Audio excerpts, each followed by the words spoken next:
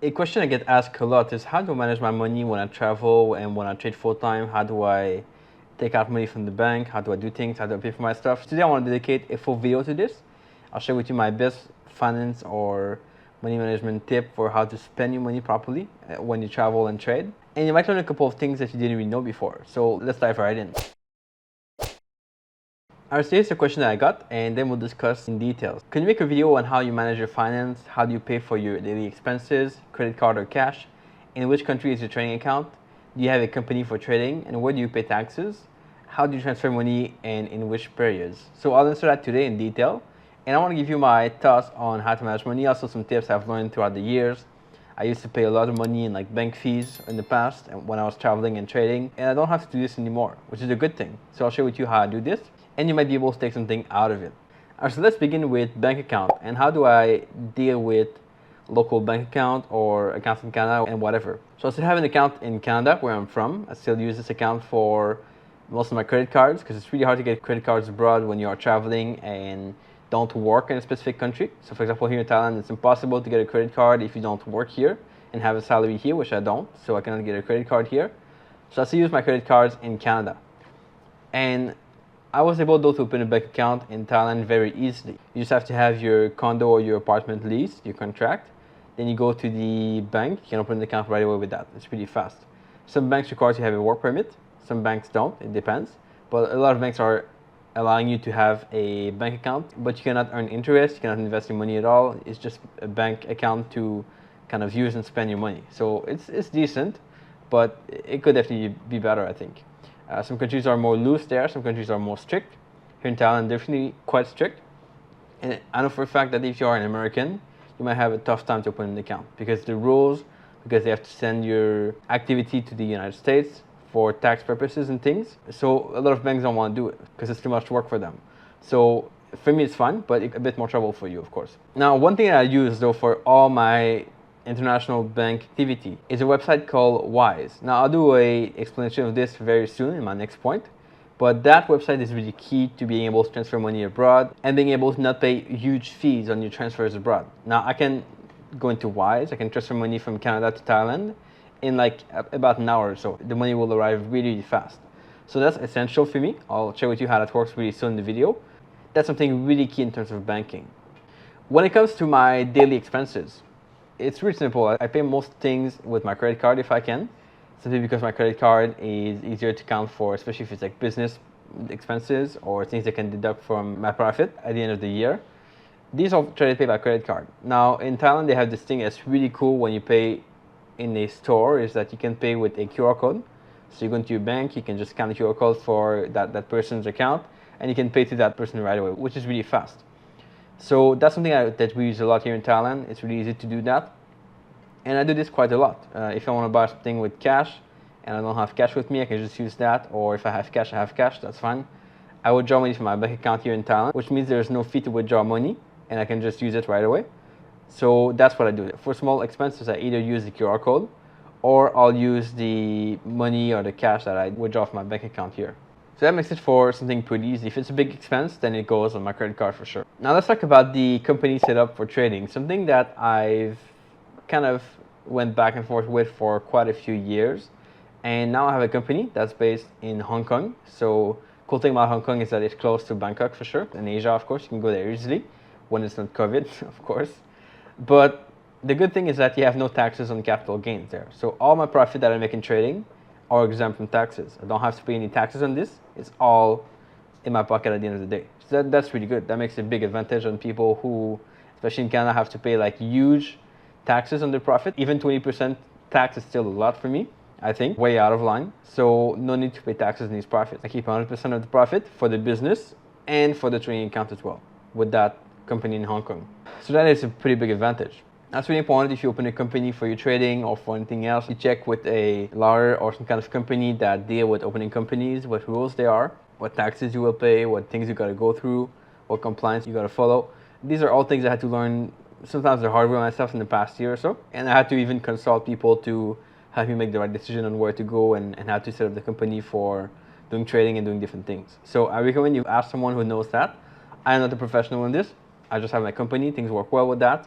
But if you want to have some better perspective, then ask a professional to tell you what works and what would be the best in your case, of course. So as I said, in terms of taxes, I have no taxes to pay, which is a really good thing. Usually what I do is that every month or so, I'll take money from the bank account in Hong Kong, so the business account, transfer that to my own account on Wise, and then I can, from there, pay my credit card, do different things, send the money in Thailand, use it for rent, use it for everywhere else. So I can just like spread the money from there.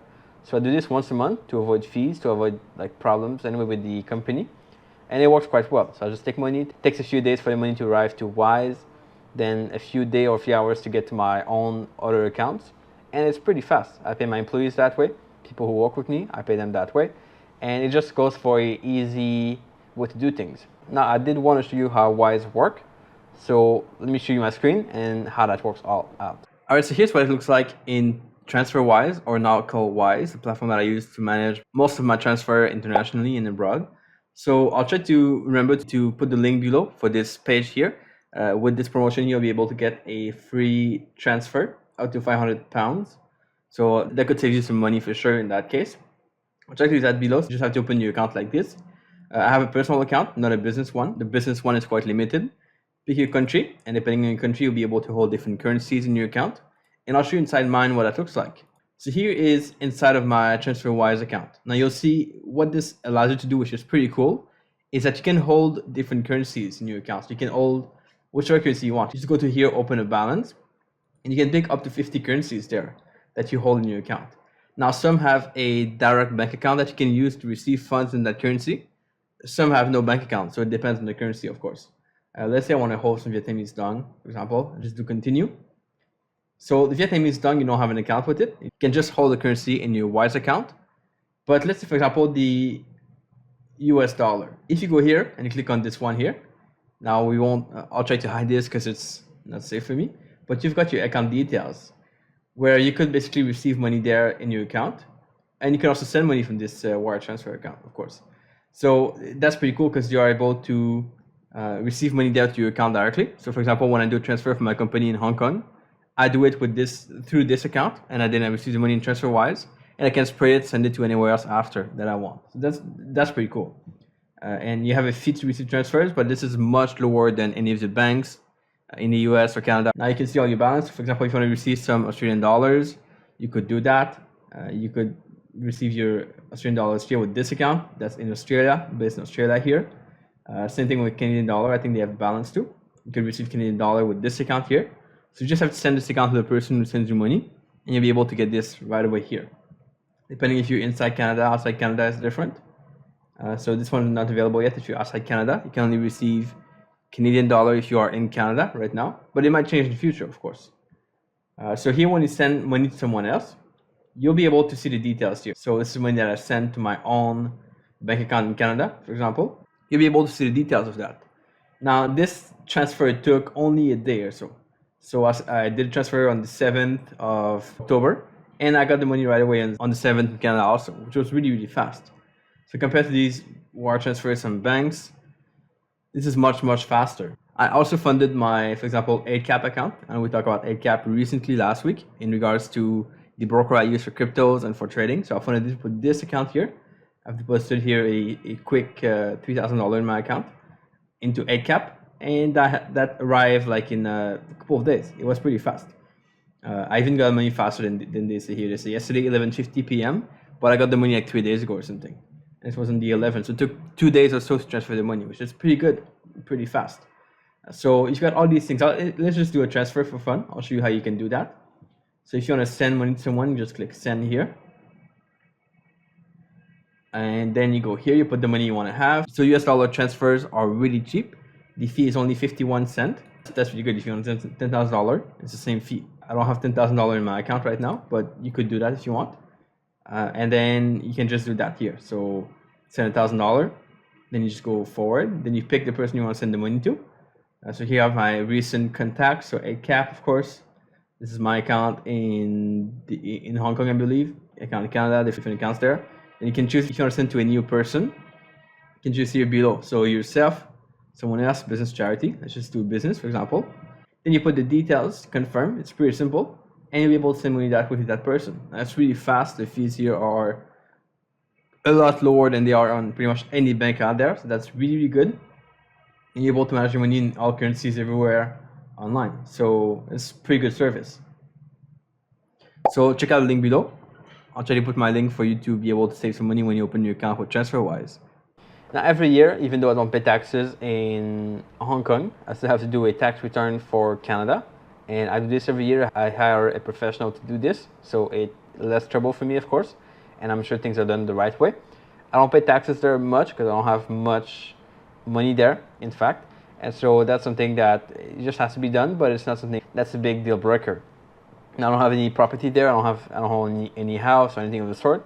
So it makes things a lot easier for sure to do the tax return there every year. Now, that's all good. I hope it answers your questions in terms of how I manage my money, how I deal with taxes, what things I do to be able to transfer money internationally. And I suggest you watch this video next. I'll put it on the screen right here for you to be able to see. It's a video teaching you how I spend my profits in trading, what things I do with it, what things I use it for, and how I'm able to grow my account and do things on the side of that. So watch the video next for sure. It's a big one. It's really important. Comment below with your questions as always, and I'll catch you back here in the next video pretty soon. Ciao.